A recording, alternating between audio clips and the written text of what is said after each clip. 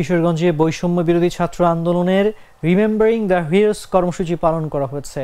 সকাল থেকে জেলার বিভিন্ন এলাকায় এই কর্মসূচি পালন করেন আন্দোলনরত শিক্ষার্থীরা। তারা বলছেন, সারা দেশে শিক্ষার্থীদের গণগ্রেফতার ও হামলার প্রতিবাদে কর্মসূচি পালন করা হচ্ছে। এ উপলক্ষে গুরুদয়াল সরকারি কলেজ, রহুয়া আখতার বাজার, খরমপট্টি, কোট এলাকা, আলোর মেলা, বটতলা, শোলাকিয়া, আজিমুদ্দিন স্কুল সহ শহরের বিভিন্ন স্থানে গ্রাফিতি ও দেওয়াল লিখন করছেন শিক্ষার্থীরা।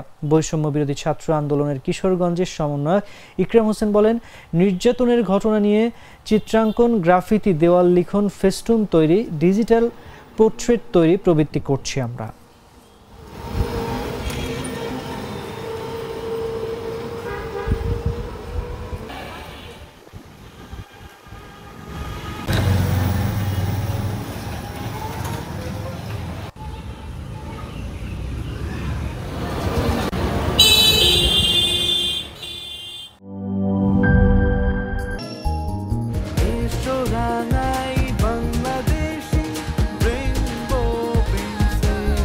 রেইনবো পেইন্টস, ছড়াও জীবনের রং।